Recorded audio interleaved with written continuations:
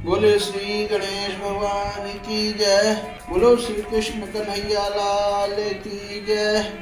बोले श्री लक्ष्मी नारायण भगवान की जय। बोले राजा रामचंद्र दरबार की जय। बोले उमापति महादेव की जय। बोले अम्बे मात की जय। बोले हनुमान जी स्वामी महाराज की जय। आप सभी मेरे प्यारे दोस्तों का हमारे इस वीडियो पर आप सभी का स्वागत है।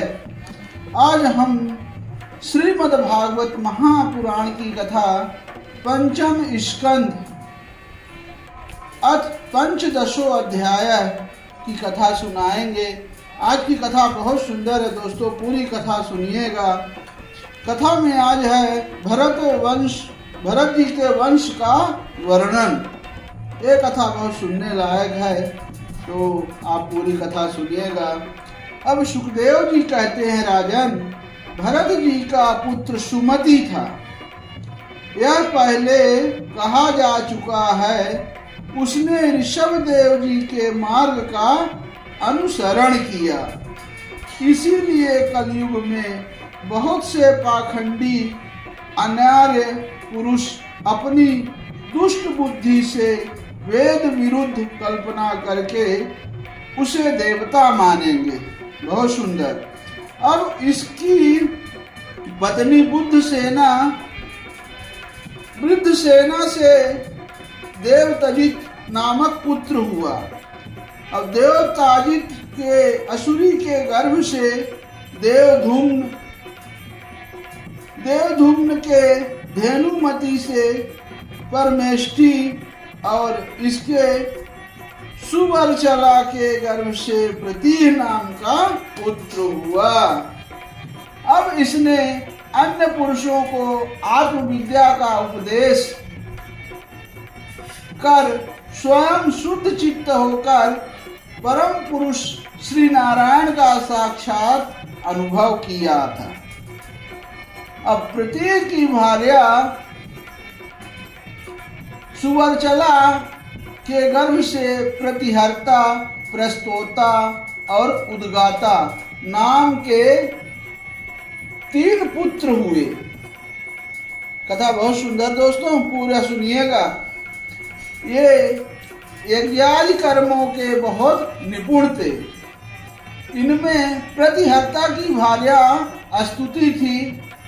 उसके गर्भ से अज और भूमा नाम के 2 पुत्र हुए। अब भूमा के ऋषि कुल्या से उद्गीत, उसके देव कुल्या से प्रस्ताव और प्रस्ताव के नियुत्सा के गर्भ से विधु नाम का पुत्र हुआ।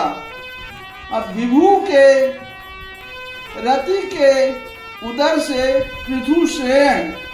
पृथुसेन के आकुति से नक्त और नक्त के द्रुति से गर्भ से उदार कीर्ति। राजर्षि प्रवर गय का जन्म हुआ। वे जगत की रक्षा के लिए शत्रुगुण को स्वीकार करने वाले साक्षात भगवान विष्णु के अंश माने जाते थे। संयम आदि अनेकों गुणों के कारण उनकी महापुरुषों में गणना की जाती है।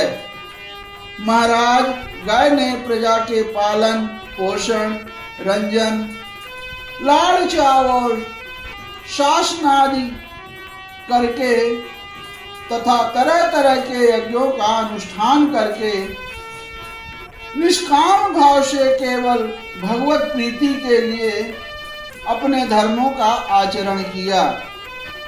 इससे उनके सभी कर्म सर्वश्रेष्ठ परम पुरुष परमात्मा श्री हरि के अर्पित होकर परमार्थ रूप बन गए थे। इससे तथा ब्रह्मवेता महापुरुषों के चरणों की सेवा से उन्हें भक्ति योग की प्राप्ति हुई। तब निरंतर भगवत चिंतन करके उन्होंने अपना चित्त शुद्ध किया और देहादि अनात्मक वस्तुओं से अहम भाव हटाकर वे अपने आत्मा को ब्रह्म रूप अनुभव करने लगे। यह सब होने पर भी वे निरभिमान होकर पृथ्वी का पालन करते रहे। अब परीक्षित, प्राचीन इतिहास को जानने वाले महात्माओं ने राजर्षि गय के विषय में यह गाथा कही है। अहो, अपने कर्मों से महाराज गय की बराबरी और कौन राजा कर सकता है। सही बात है। अभी उसकी कथा आपको आगे सुनने को मिलेगी। वे साक्षात भगवान की कला ही थे। उन्हें छोड़कर और कौन इस प्रकार यज्ञों का विधिवत अनुष्ठान करने वाला, मनस्वी, बहुयज्ञ, धर्म की रक्षा करने वाला, लक्ष्मी का प्रियपात, साधु समाज को शिरोमणि और सत्पुरुषों का सच्चा सेवक हो सकता है। अब सत्य संकल्प वाली परम साध्वी, श्रद्धा, मैत्री और दया आदि दक्ष कन्याओं ने गंगा आदि नदियों के सहित बड़ी प्रसन्नता से उनका अभिषेक किया था तथा उनकी इच्छा न होने पर भी वसुंधरा ने गौ जिस प्रकार बछड़े के स्नेह से पिन्हाकर दूध देती है, उसी प्रकार उनके गुणों पर रीझ कर प्रजा को धन, रत्न आदि सभी अभिष्ट पदार्थ दिए थे।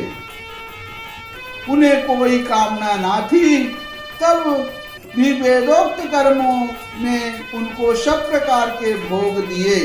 राजाओं ने युद्ध स्थल में उनके बाणों से सत्कृत होकर नाना प्रकार की भेंटें दी तथा ब्राह्मणों ने दक्षिणा आदि धर्म से संतुष्ट होकर उन्हें परलोक में मिलने वाले अपने धर्म फल का छठा अंश दिया।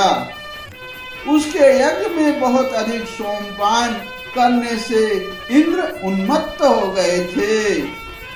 अब वहाँ सोम रस मतलब मदिरा बोलते हैं, बहुत इंद्रदेव ने ज्यादा पी ली थी और नशे में हो गए थे तथा उनके अत्यंत श्रद्धा तथा विशुद्ध और निश्चल भक्ति भाव से समर्पित किए हुए यज्ञ फल को भगवान यज्ञ पुरुष ने साक्षात प्रकट होकर ग्रहण किया था, जिनके तृप्त होने से ब्रह्मा जी से लेकर देवता, मनुष्य, पशु, पक्षी, वृक्ष एवं तृण पर्यंत सभी जीव तत्काल तृप्त हो जाते हैं। वे विश्वात्मा श्रीहरि नित्य तृप्त होकर भी राजर्षि गय के यज्ञ में तृप्त हो गए थे, इसीलिए उनकी बराबरी कोई दूसरा व्यक्ति कैसे कर सकता है। अब महाराज गय के गयंती के गर्भ से, उनकी पत्नी का नाम गयंती था, अब उनके गर्भ से चित्ररथ, सुगत और अवरोधन नामक 3 पुत्र हुए। उनमें चित्ररथ की पत्नी उरुणा से सम्राट का जन्म हुआ। अब सम्राट के उत्कला से मारीच और मरीच के बिंदुमती से बिंदुमान नामक पुत्र हुआ। उसके सर्गा से मधु, मधु के सुमना से वीरव्रत और वीरव्रत के भोजा से मंथु और प्रमंथु नामक 2 पुत्र हुए। उनमें से मंथु के सत्या से गर्भ से भौमन, भौमन के दूषण से उदर से त्वष्टा और त्वष्टा के विरोचना से विरज और विरज के विसूची नामक की भार्या से सतजित आदि 100 पुत्र और एक कन्या का जन्म हुआ। और विरज के विषय में यह श्लोक प्रसिद्ध है।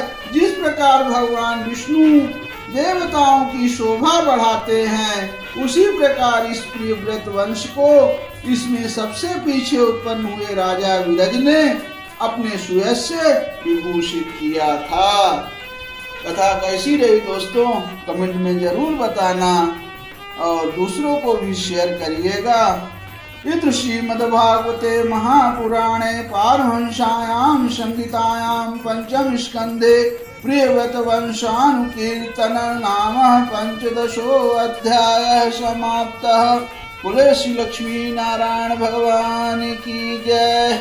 बोलो श्री कृष्ण कन्हैया लाल की जय।